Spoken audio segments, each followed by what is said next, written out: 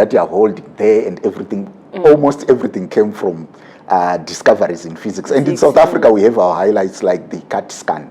If you look at the world economies, the US, the European countries and so forth, you find that there are two things.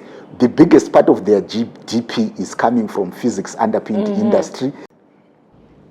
This is SA Science Spotlight podcast, and we are back for another wonderful season. So this is the first episode of the year 2025, and Clinton and I are officially excited to bring you guys back on screen. So Clinton, today Clinton is going to be our ghost. Clinton, say hi. Hello everybody, welcome to SA Science Spotlight podcast. I'm on the background today. Officially we are opening, this is 2025, let's go. Guys, Clinton doesn't have a blue eye, he's just on the background.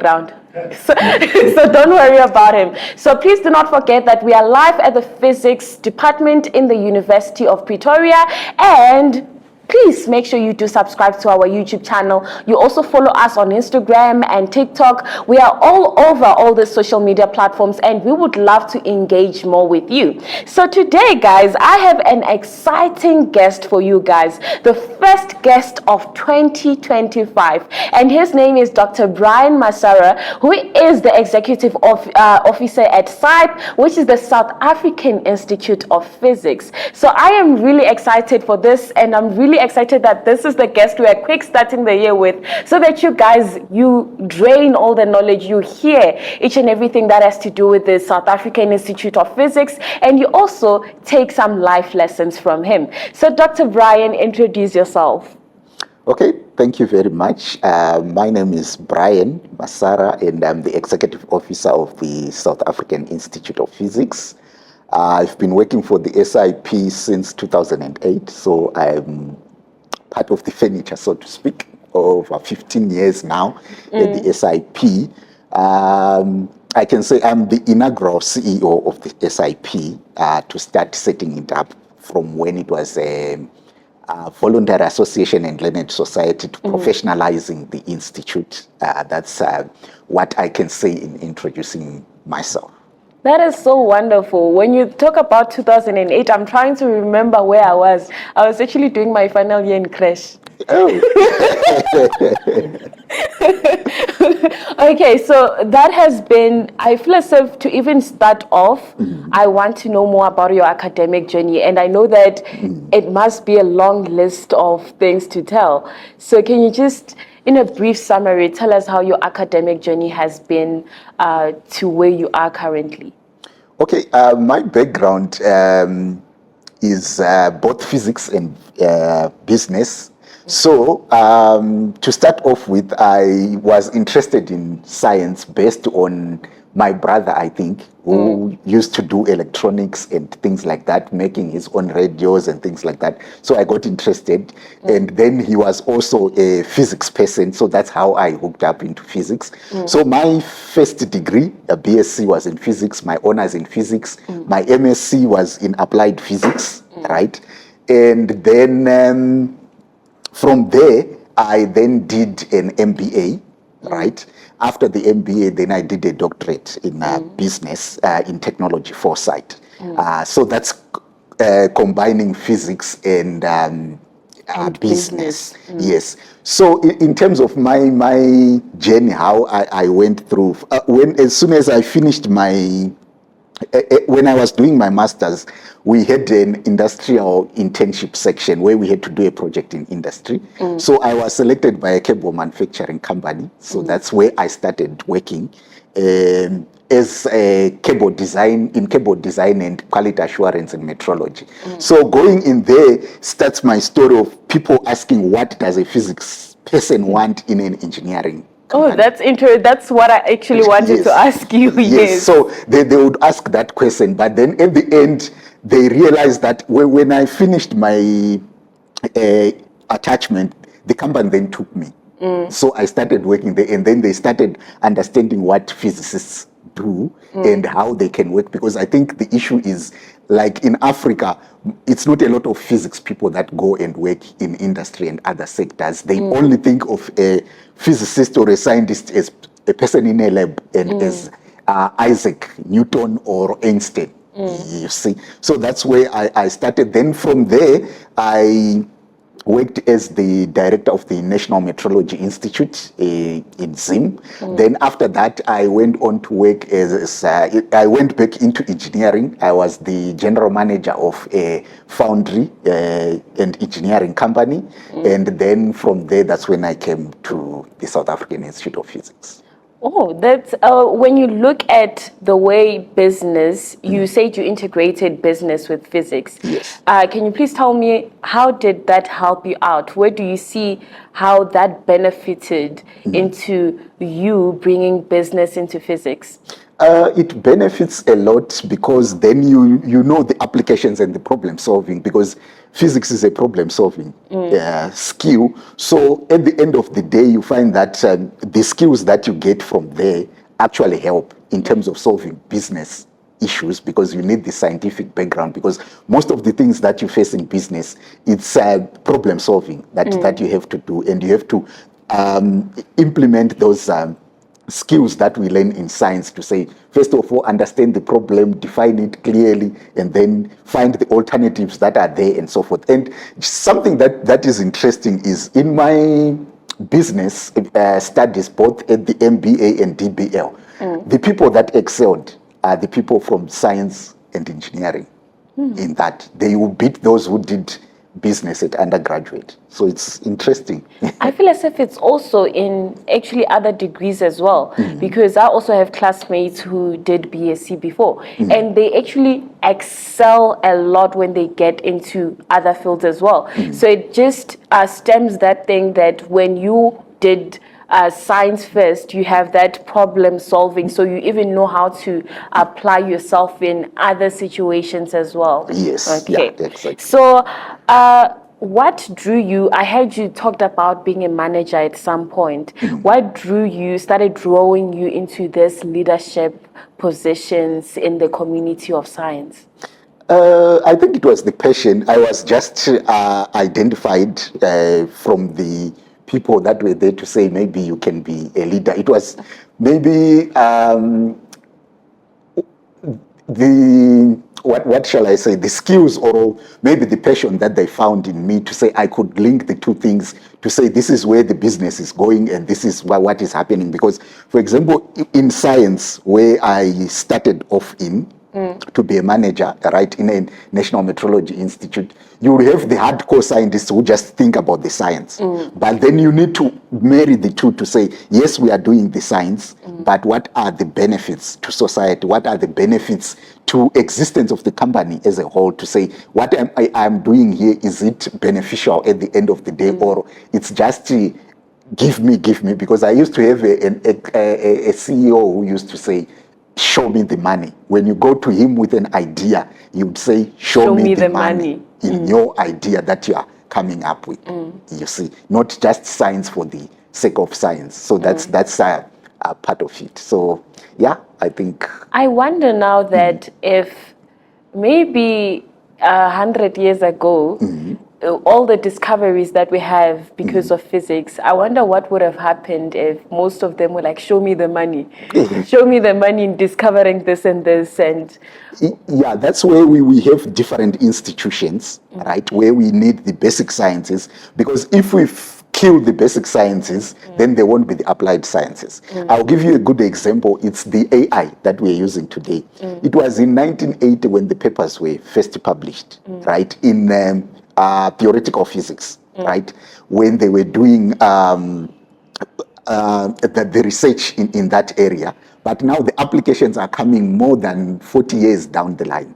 So it's important. So it depends on the institution. So if the institution when you are working in industry, that is science-based, then you have to think of the applications. But when you are in a place like an academic institution or a national research facility, then you also have to do the basic science, because it is what feeds the applications. Because we say the physics of today is the technology of tomorrow.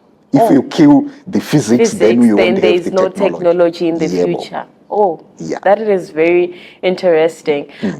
Could you also talk about more discoveries, like, for example, because when you mentioned the AI idea, I actually didn't know it was 40 years ago. I actually thought someone sat in a computer about 4 or 5 years ago and they decided to code for something called AI. No, it was for particle physics, right? Understanding patterns in there using AI, but now you can understand your fingerprint using pattern reading that is happening there. So you are taking it from particles into what? Into daily applications or data and so forth, and training it to understand that. So there are a lot. Maybe the cameras, everything that we're using here, the pad that the iPad that you're holding there, and everything, almost everything came from discoveries in physics. And in South Africa, we have our highlights like the CAT scan.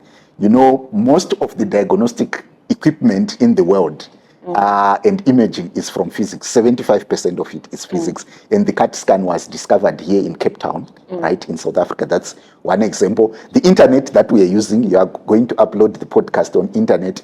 It was at SAIP when they were using it as a collaborative tool for science research. You know, this where they have the Large Hadron Collider. And then there's a lot that we can say. So those are just so it's basically examples. all the technologies that we're seeing. There was a STEM, there was a root for science and physics in those discoveries. Oh, wonderful. So as we mentioned in the introduction, you are the executive officer of SAIP. So I wanted you to tell me more about the institution and what you guys do there. Okay, the SAIP is the professional body for physics, or the learned society. It was established in 1965. So it's been around it was 1967, July 1960. So it has been around for a long time. And it is the learned society for physics in South Africa. And its role is to maintain the health of the physics discipline in South Africa, right? And also advise government on policy in science, engineering, in science and technology. For example, I'll give you one example is if you go on the internet, there's a report named Shaping the Future of Physics in South Africa that was done in 1994.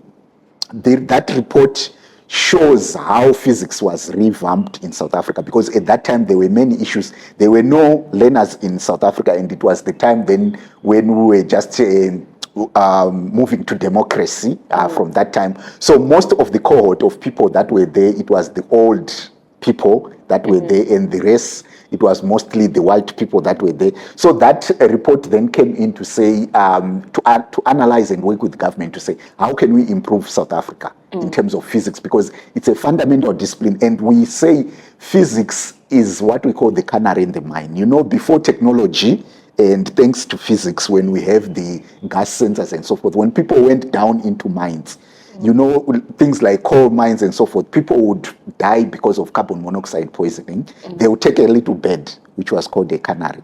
So because of its small size, if carbon monoxide levels rise, then it dies or faints, then they run out, you see.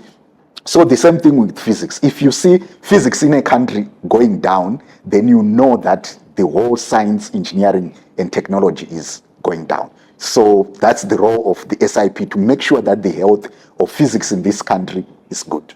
And from that report, I think we have seen a trajectory increase in number of young people coming into physics and the black young people, the previously disadvantaged, coming in, the number of publications, the funding of research. You now have the SKA that we have in South Africa and so forth, and all the big science that is happening in the country. Yes. So you just mentioned the SKA. How is that going? That is going on very well, and it has helped a lot in terms of popularizing science in South Africa, for people to see the applications and what science can do.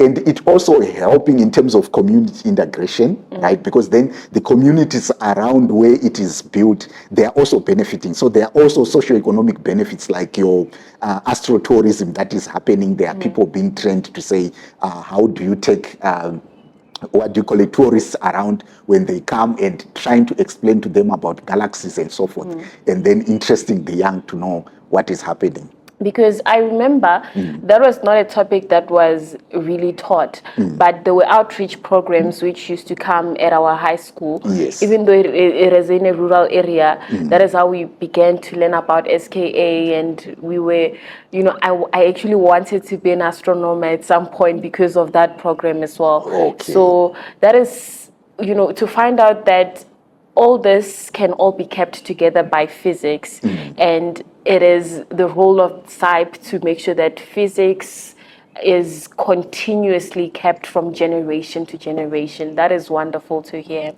Okay. So there are other initiatives that I know that you guys are involved with. So can you also tell us more about those initiatives that you guys do to promote physics in South Africa?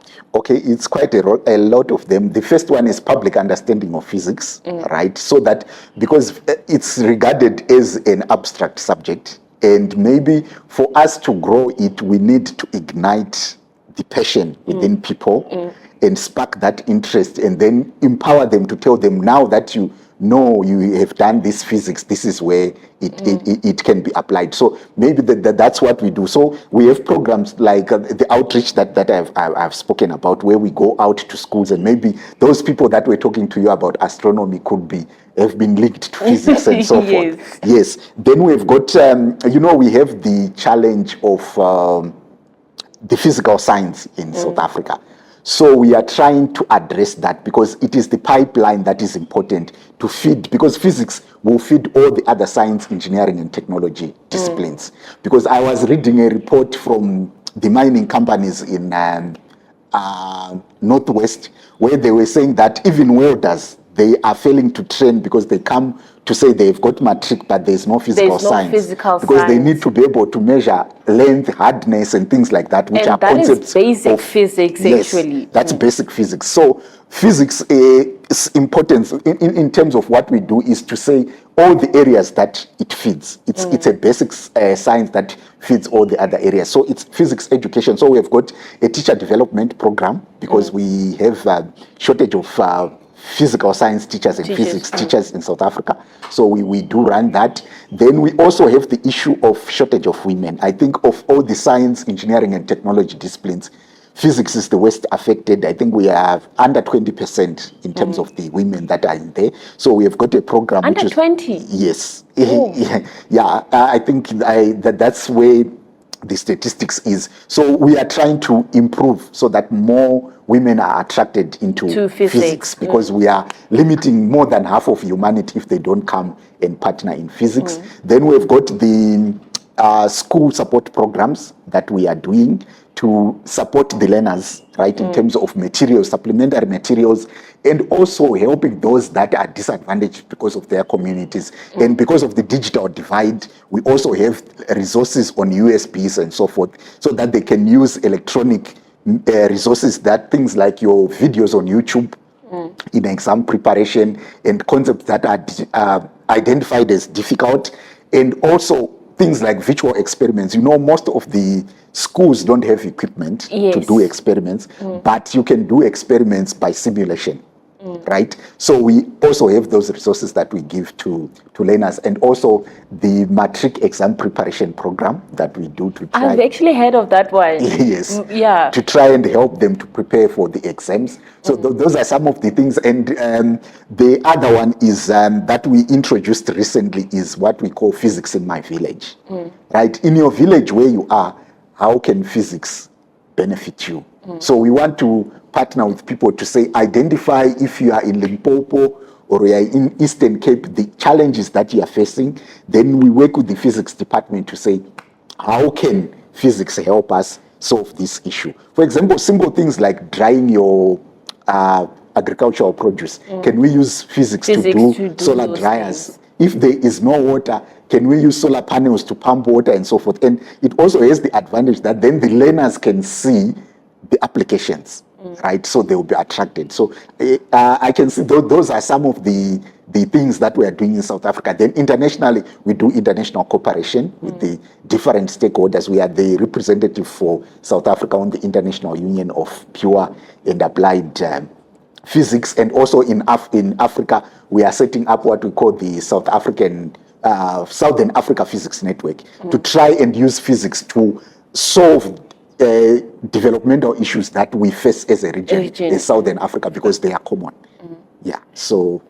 Do you think we are integrated in terms of the Southern Hemisphere as a collective to be able to solve those economic problems and some of the challenges that we're facing as a region? Do you think we are that united to be able to form something that is great? There are pockets of collaboration from what we have seen. There are individuals and a few institutions that are collaborating. So maybe if we popularize that and then people get together, it can be strengthened. There is some level of collaboration, and there is some support from the Department of Science and Innovation in terms of their technical international cooperation and NRF Africa cooperation. So we can work with those people and try and work with that. And then in SADC also has a science desk, the SADC science desk, and the African Union has the Agenda 2063, which also includes science in there. So it's something that we can work on and improve. Oh, okay. So when you mentioned something about physics in my village. Yes. And I wanted to ask, do you know that story of the boy who harnessed the wind? Okay, yeah, I have It's seen an it old on one. YouTube. Yes. When you say that, it just reminded me of that story. Please, when you do edit, please just include it on somewhere there. I forgot the name of the man who did that. So it was about a man who harnessed, who used the wind to make electricity, and he had no access to just proper the physics educational background, but he went on to read and studied everything. So it's just reminding me that now we have those opportunities available to us, because physics is actually coming to the village to help those who are more disadvantaged and to just open up the field of physics to each and everyone. That is, Yeah, that is true, because normally why we want that is there are opportunities and challenges in different communities or districts. So if we develop the skills at district level, then the people in a district can actually see the opportunity that is happening in their community and then exploit that. For example, I'll give you an example to say you are doing your MSc or a PhD, and then you want to do geophysics mapping. You can go to your village and then do geophysics mapping of your area. Then you might discover that there's something important in the ground, but then it's the physics that you have done that is benefiting. Then you know that then you can benefit from what is within and solve issues there. And you're also benefiting your community while at it. That is wonderful. Yes. So Clinton had prepared some questions for you. He wanted to talk to you about physics education and outreach, and I'm just going to give him one more chance to not be ghost today. At least he'll be audible enough. Thank you so much, Londo. Welcome, Dr. Masara. I'm really honored to have you on our podcast.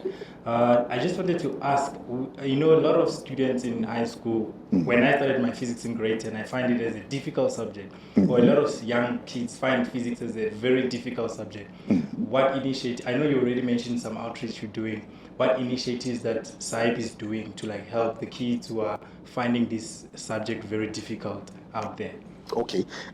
Number one that we are going to do, we have introduced what we call the ECD Teachers or Practitioners Science Accelerator Program, because it's all in the mind, right? Yes. That's where it starts.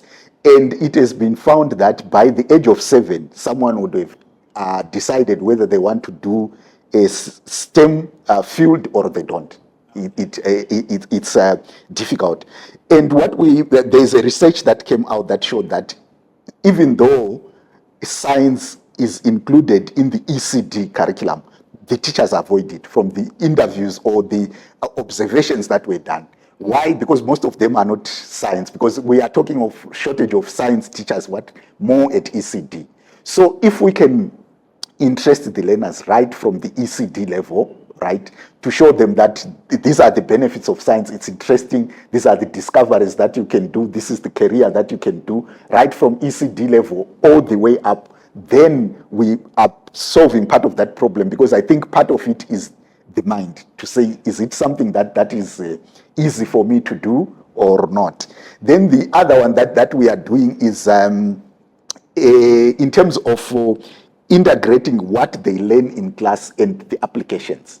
So we actually go to the learners and say, if you are doing this topic, these are the applications that that topic is used. For example, you are doing electromagnetic waves. Where do we use electromagnetic waves? Your phone that you are using, your TV, and so forth. So they actually see the applications that are there.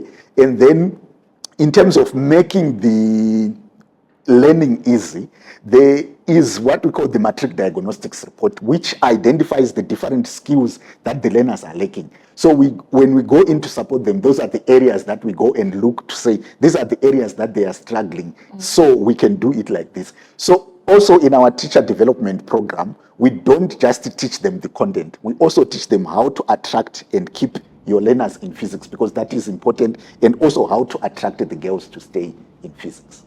This is beautiful. Thank you so much. So we're just going to take a short break, and then we're going to resume for the last 15 minutes with the interview. Okay. How many was that? Okay, so can I start? Dr. Masara, my question was going to be, as a researcher, I think as a PhD student, I'm writing articles. The aim is to just publish. Are we really publishing for the sake of getting the degrees, or are we really making impact? When you look at SAIP, as a CEO of SAIP, with the publication going in, conferences that are being held each and every year, are we really publication to impact our community and the country? Okay, I think we are making an impact, because when we started the publications, I think it was 2010, there was a low uptake, and there was people who thought that why, if I can publish in international journals, why publish at the SAIP? And it was a few people, but now I think it's constantly over 100 publications in every publication. And now if you go to Web of Science, you will see a lot of SAIP publications from the SAIP proceedings being referenced there. So I think we are making an impact both in terms of training, because the major reason is most of our students within the physics community in South Africa, their first publication is in SAIP. So it's a training ground for the students.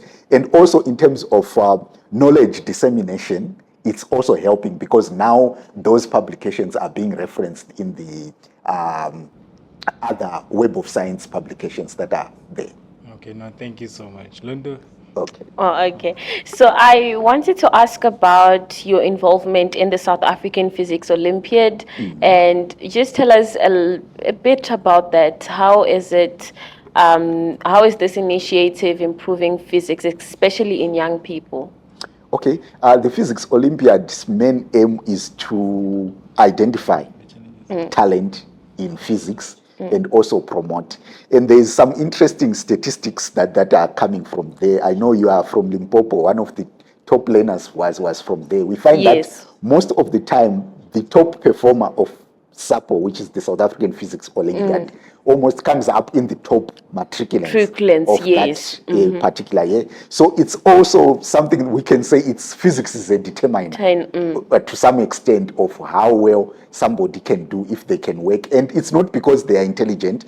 I always say that to be successful, it's 99% hard work and 1% intelligence. So it depends on how much work they put in there. So it's there to identify talent and also to keep them within the field of science, engineering, and technology, because then one of the prizes they get is they get to come to the SAIP annual conference for free and then interact with people there. So some of them that have finished have now gone into postgraduate degrees in physics, in engineering, and so forth, who have been top learners in the Physics Olympiad. Okay. Yes. So one of the things that obviously with the South African Physics Olympiad, there is money that is involved, right, in funding those programs. Yes. So do you think the government is doing enough to fund young people in physics? I think there is a gap. We need more funding. Funding can never be enough. There are options that are there. For example, we work with SASTA, which is the National Research Foundation, Agents for Science and Technology. So we also partner with them in terms of the Physics Olympiad, right? And they also have an Olympiad that they run, and there is the ASTEMI, which is the organization that puts all the Olympiads together, and it's managed through SASTA. So they are helping in that. Then we also partner with them in terms of the National Science Week, when we are running the National Science Week and doing activities in their science centers. So if you go to some of their science centers, you see some of our videos on physics in our everyday life. There's a series, if you go to the SAIP website, on how physics improves your everyday life. So those are some of the things that we work with. When you mentioned SASTA, I just reminded, let me break. So when I was in grade 9, I actually entered SASTA, the SASTA debate. Okay. Where that's where also we learned a lot more about physics. And I remember we were also there was a debate that we were doing about nanotechnology at the time. Okay, yes. So we actually won the regionals, and then we won the provincials, and then we had to now go to national level. But national level, we came out and but we got tablets and everything, and I still remember how that just motivated me, and it also brewed my love for science, and also it got me to learn a lot more topics about physics, about how some topics which are not even taught at school, but we learned that through the programs that were being given with SASTA and all the programs for physics. So that is just one thing to tell you that those those physics programs that you guys are doing, there's actually people who are really invested in those, and I am one of those, a product of those as well. Okay, that's interesting. Yeah. Okay, so we also touched on the topic of diversity, about how there is a lack of diversity in physics in South Africa. Yes. So I wanted you to also talk about women in physics South Africa, just to build so that the women who are also watching this podcast can get to know that there's actually a dedicated group for women in physics. Yes, there's a dedicated group for women in physics, and if you go to the SIP website or just send an email to info@saip.org.za, we can give more information. So their programs, they have programs at different levels. At school, they go in and interact with the girls in the school. Number one, there will be role models, right? That will be telling them that this is my journey. They'll be talking about their journey and the issues that they faced in their journey, and the benefits that girls can also do it in physics. And also, there is a team that looks at friendly ways of teaching physics to girls, because, for example, we have things like projectile motion bombs and so forth. We know it's the guys that are interested in that. But when you are teaching a girl, how best do you think you can give examples that don't put them off, right? So those are some of the issues that they address. Then we also have at university level, right, where they also go in and help those undergraduate students up to postgrad. So they have chapters. Even at UP here, there is people that are responsible for that. And we do have networking events where every year during the August month, we have got the Women's Month activities in physics, where they go and interact with the girls in schools, and also have lunches, or what we call Women in Physics lunch. Each physics department or facility and national research facility, we give them a basic grant, they get some lunch, then they get some girls in and those in the department, and then they interact and network in that and share, so as to encourage them to be able to work in the area of physics and to be attracted. And then there is also the code of conduct internationally that is there, that we are promoting to departments, to say, when at postgrad you are supervising girls, how do you attract them, how do you keep them in the department? And there is also issues of promotion going up, to say how many of these women are going into influential positions, and how do you mentor them? so that they can reach those positions. Those in research, how do you mentor them that they get grants and be able to apply for grants? So it's a whole suite of activities that is dedicated to women and maybe life skills as well. I think the last workshop that we had was about tax returns, to say you are working now, how do you handle your tax to get the best benefits? So it's all that mentoring that goes into there and supporting them. And maybe the other area is there are areas where you find that there's a lot of women, like in your biology, the life sciences. So we're trying to make sure that physics works with them, for example, in biophysics, because when you do that, then you can increase the number of women in terms of your interdisciplinary research taking place. That's wonderful. Yes. That is. Okay, guys. So another thing before we even go further, because I have some other questions that I want to ask which are going to interest you. I just had a small question for you to show if you have made it so far. So if you want to answer this question, please include your answer in the comment section. So Dr. Brian did mention when SAIP was established. So I wanted to ask you if you listened carefully, but if you didn't, you can rewind. Please do comment on when that date is when SAIP was established. Drop a comment down below and just drop the date. We'll know what you're talking about, okay? So another thing that I want us to talk about, Dr. Brian, is the future of physics in South Africa. What are some exciting research ongoings that are currently being conducted in South Africa? Okay, I think the future is bright for physics in South Africa. There's collaboration with the international community to see what is happening. And I also talked about the Shaping the Future of Physics report in South Africa. What we are about to do, we want to go back and see 20 years after Shaping the Future of Physics, where are we now? So we also want to benchmark the physics in South Africa. So it's a research that is going to come up to say, are we keeping up with the international standards? You talked about what is going on at the moment. There's a lot that is going on. I'll highlight maybe those things that people can relate with. There is the issue of solar and renewable energy. There's a lot of research that is going on, and in terms of making them cheaper, right? The perovskites that are being done right now, there's a lot of research in terms of that material science in South Africa. And talking about physics in my village, we are saying if you are doing perovskites, instead of testing them on top of the building in your lab, why don't you take them to the community, see how they operate in a real environment? Then there's nanotechnology that is going on.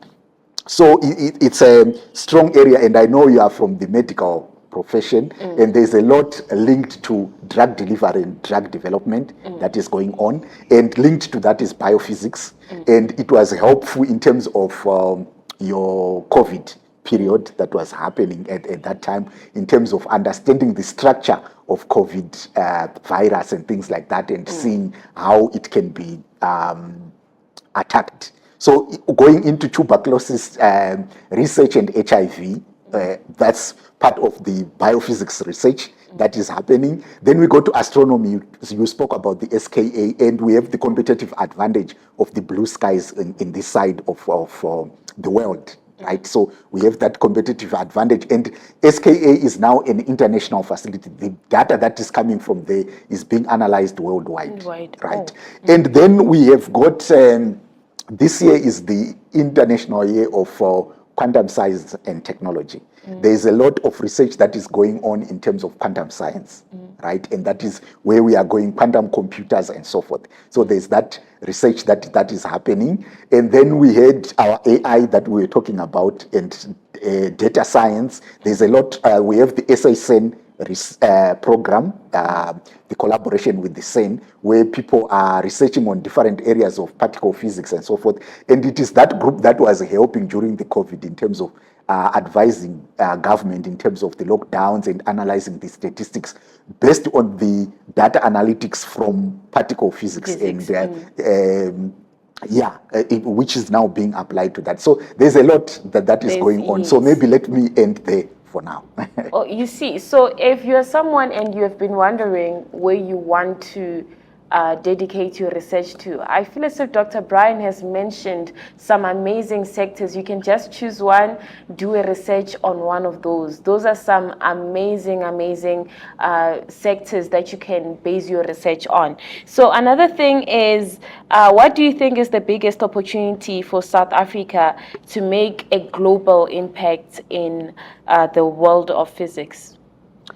Okay, I think at the moment for South Africa, the competitive advantage is within the astronomy. We have the SKA and that competitive advantage. And the next one, I think, is in terms of human capital. Because interacting with the other international bodies, they say South Africa and Africa has the highest number of youth, right? So, and there is prediction that by 2050, more than 50% of the world's youth will be based in Africa. So, given that physics is an underpinning discipline for all science, engineering, and technology, the companies that are there, they need IT people, they need data scientists, they need engineers, they need people in medicine, and so forth. Can we not empower our young generation, which is going to be the workforce of tomorrow. To have the basic physical sciences so that they can contribute to the fourth industrial revolution? I think that's the most important thing, because in any enterprise that you do, the most important aspect that you do invest in is the people. When you have the right people, then everything else follows. So I think that's the most important. I would encourage to say, let's improve our science, engineering, and technology. Human capital, then it will give fruits for the country. Okay. So, Dr. Brian, in bringing it to a summary of all the wonderful things that we've shared here, where is SAIP going, and what would you say has been the most fulfilling part of being part of SAIP? Okay, I think for me, it was making an impact, right, to people and changing lives. For example, after you do a teacher development program, I think you can go online and look at the SAIP impact video for the last 3 years. You hear learners talking about how they've benefited from the activities of the SAIP, the resources they are getting. Then the teachers who were not understanding certain topics, they do now understand those topics in their area. Then we have learners or maybe professionals like you who you meet or you are having an activity. Then they'll say, you know, I chose physics because there's somebody who came to our village and spoke about physics. So that I think that is the most wonderful thing that I can say, to say the little that we are doing, we are making a difference in people's lives, both at personal level and maybe at a national level. And I think the most important thing going forward is to stay relevant. Like I said, we want to see what is happening in future. Looking at the SAIP, there was a report that a project that we're doing to say physics in South Africa 100 years looking behind and then looking forward to where we are going. So I think developing relationships is the most important thing, so that we can all come together and build a great nation based on what? Physics, right? The skills that we get in physical science. Like I was saying, if you look at the world economies, the US, the European countries and so forth, you find that there are two things. The biggest part of their GDP is coming from physics underpinned industry.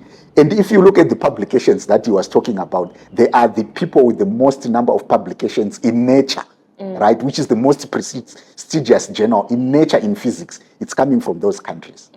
Yeah. So I think that's what I can say. Thanks. Thank you so much, Dr. Brian. It was an honor to have you here with us today. And we would love to wish you all the best going forward in SAIP. We are looking forward to what SAIP has to offer us. And I am sure each and every young person who's watching here, they're grateful for all the programs that have been happening throughout the years. And we want to continue to see those programs. So there's also a call to the government to say that they must also continue funding those, because they are so helpful to us young people. Okay, guys, we have reached the end of today's episode, and I just wanted to encourage you, please do subscribe to our YouTube channel and also go on to follow us on all our platforms. We are found as SA Science Spotlight Podcast, and we are available on TikTok, we are available on Instagram, and not to forget, let's thank the UP Physics Department because they are continuously helping us to bring this information to you guys. And also, while you are at it, please do look out for opportunities. We have more competitions that we're going to be sharing with you guys. We are looking into that information to see what we can bring to your screen, okay? So that is from me to you. See you on yet another exciting episode. Okay.